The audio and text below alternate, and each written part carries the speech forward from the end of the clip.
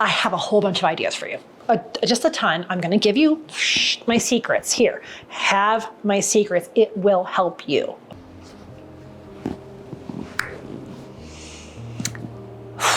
All right. I think we need to have a little talk, pet photographer to pet photographer, especially if you're new to pet photography.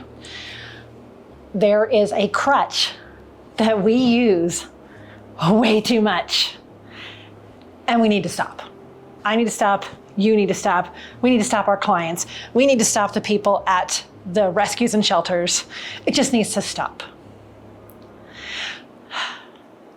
Okay, it's really not that serious. Here's what it is. Treats. We have got to stop using treats as a crutch at our photo sessions. There are so many problems with this. So first of all, that is like the very first thing most people say, like, oh, just bring treats to the session and everything will go smoothly. Not so. Clients especially think that. And I always ask them, if you've seen my video about doing a planning meeting, we talk about treats. There is a time and a place for treats. Sorry, TREATS's. There is a time and a place for them, but not the second you walk on set, not the second you get to location. Like, sometimes we have a whole jar of them. Picture this. You get to the location, the dog is ready, the people are ready, you're at the spot. The people say, what about all these treats? And they get out an entire big bag of treats. And guess what happens then? Do you know? The dog suddenly is like, whoosh, I am only looking at that person with the treats with the biggest crazed eyes you've ever seen. And we call it treat face. And most dogs will sit on their owner's toes as close as they could possibly get. And they always sit right in front of them because this is how we all give our dogs treats. Sit, good dog. You will not get them to turn around. You'll not get them to sit by the owner's side or the other side. You won't get them to do anything else. They will only sit right in front of their person as second you get those treats out. And then it's kind of game over. Like, you kind of have to do treats the whole rest of the session. And I am saying this because I've learned the hard way too. And sometimes you can't say something fast enough to the client or the assistant or the person you're working with, the rescue, and they just immediately get treats out. But do whatever you can to save treats for later.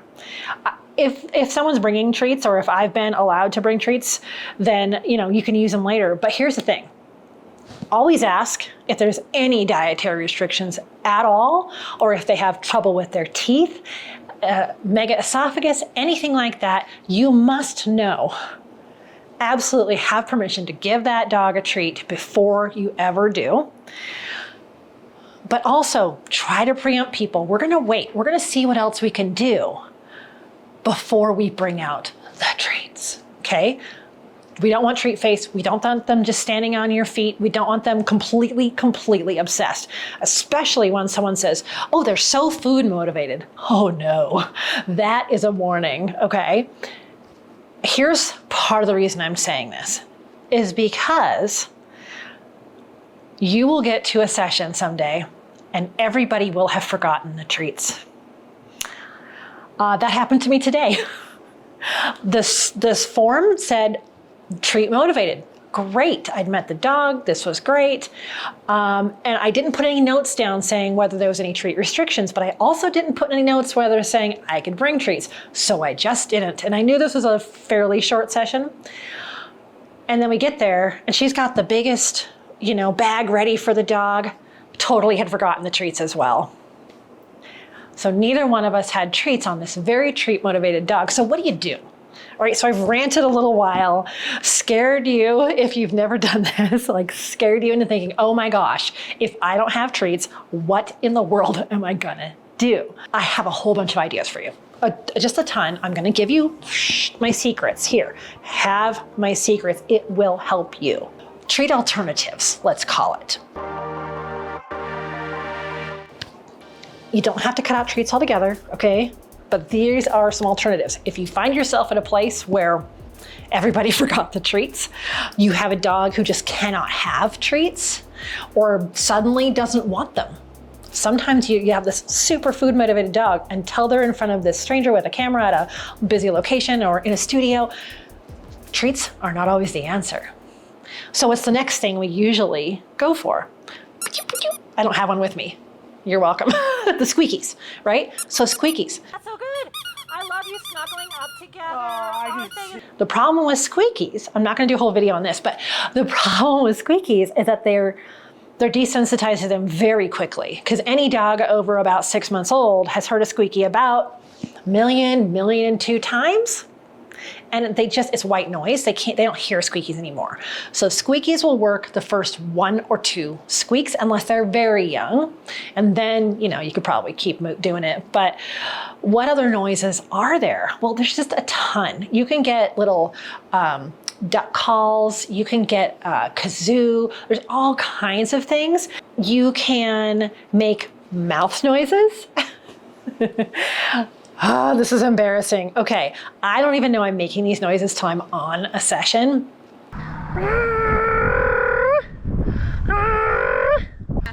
You're so cute. Okay. Hi. But it's always like, blowing raspberries. Nobody does that at home. Or meow, you make a kitty cat noise. Maybe you'll knock on a door or a wall. They like that. All kinds of mouth noises. Monkey noises, ee, ee, ooh, ah, ah. Really high pitch, wee. Whistling. Sometimes I can whistle, sometimes I can't, so I can't rely on that. But all kinds of mouth noises. Practice, be ridiculous. Dogs will fall for it, trust me. So as long as you're close enough and it's not, windy or something, they'll hear you. Another great noise app. This is really hard to do when you have a big lens on and you're by yourself, but Silly Sounds for Dogs, and I'll put the icon on the screen here. Silly Sounds for Dogs, it's a free app. A person from Hearts Speak created this for rescues to use, anyone to use. It's invaluable. Cover your dog's ears, okay? Because if you lost your squeaky, you've got one right here. Yeah, you have other noises. There's a kitty cat. There's birds, all kinds of things in here. And they just go and go and go. So noises are an amazing alternative because we have just unlimited noises, right? So noises are a great alternative to the treats. Okay. As far as audible, find out what their keywords are, their little trigger words. For my dog, it's, are you ready? And it's ready to go for a walk. Everybody has their own. Find out from them what it is, besides like treat. And when you call their name, if you use their name as a keyword, they will come running to you. So don't do that either. If you can help it, that is your first instinct as well, is like, okay, we need treats, we need a squeaky, we need to call their name. Well, that's just gonna give you a dog that runs to you and begs for a treat. So I do it at a ton of sessions, but try not to call their name if you can. But there might be something like, do you wanna go for a walk? Is it time for? And do the inflection just like they would do. And oftentimes your clients are gonna be standing behind you saying these things, so pick up on that and do it yourself. Hi, Bae, are you a good girl? Yes, you're such a good girl. So keywords are really, really valuable, especially those dogs that you want their ears perked. Sometimes they're like, what? Oh, Uncle Bob? Uncle Bob? And they're like, yes. So that's one. Oh, we go pupper? Yeah. Now, cats really are more motivated by things that they see, flicking objects, but dogs can be too. So a stick, like you could wave like a little stick, or their favorite toy. I've even picked up leaves and just thrown leaves up in the air. So different sights that you can control. sights that you can't control. So if you're out at a public place and all of a sudden someone on the trail behind you is riding their bike and the dog is tracking them, then get in position, because as that bike comes behind you, they'll be looking straight at your camera. So every time I'm out on a session at a public space, I am looking for all the distractions. If a squirrel runs up a tree behind me, then I get in line. If they're looking at the goslings on the pond, then I get in their line of sight. So it looks like they're looking at me. Often if I'm near a trail and someone jogs past and the dog will look up, I'll like, thanks. So look for visual things. This works with horses too, I've found. Sometimes horses are going along and then their friend horse walks through the pasture and they're like, hey friend. So you could even use this on horses. Oh, sirens is another one. Sometimes the dogs will hear sirens way off in the distance and they'll look where they think it's going to be. And if the background and the light look good, swivel so you can get that. Oh, try a different person. So if you have more than one handler there, maybe you have 2 owners, human owners, have them trade off. So sometimes the dog just wants to sit on mom's feet, but maybe dad can stand behind, or a teenager or something. I have Frank with me at these sessions. So I had a session recently, we traded. So the owner stood behind me and her mom, and Frank held the dog. And that worked out really well, because all of a sudden, instead of looking to the side at mom, the dog was looking behind me. And I always say, be right above my lens. Frank's getting his Iggy fix. Oh, there we go. There we go. That's so pretty. So change up the people. And it could be just between the owners. Like maybe have this person over here hold that dog instead of this person that normally does, or vice versa. It really helps to change the handler. And then resetting. Oftentimes, things seem like they take forever for a dog. So just saying, you know what, we're just going to reset, which means they just stand up, they walk their dog in a circle, and we come right back towards the camera and they can sit down or stand or whatever we were doing. And you can take the ball away for a sec. That was a good one. Good job. Can we do one more? Sometimes just resetting the dog, giving a little bit of a breather, give a break, let them get off the furniture or the stump that they're on or the stone, and kind of walk around a little bit, take a mini break. Okay, now we're going to come back up in that spot. And sometimes what happens is it's kind of like a little mini training. And so they're like, I don't know what I'm supposed to do with this rock. Oh, okay, so let's jump down and come back. And then they're like, oh, okay, I think I need to be on this rock. That happened today too. So sometimes it just takes them a couple times to understand what you want them to do. So resetting helps just so much, especially if they've been sitting for a long time, but maybe not looking in the direction you want them to look.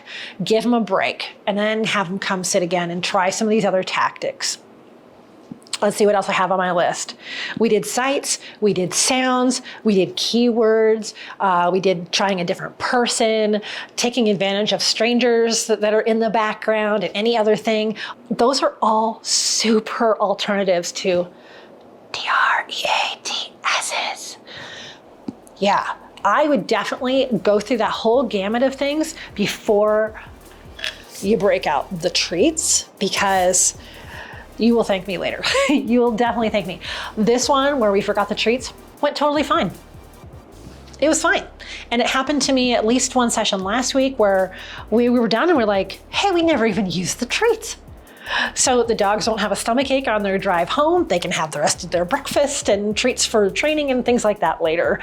So really, really try to leave the treats out of the session or as close to the end as you possibly can. You're going to avoid treat face. You're going to avoid them having the huge eyes, the big panting, the jumping on their people and standing on their feet, and just always just wanting to come for the treats. You're going to avoid all of that by just completely eliminating the treats. And even if you've already brought the treats out, you can still try all these tactics, okay? Sometimes we've tried a few treats and they're still kind of like, I don't know.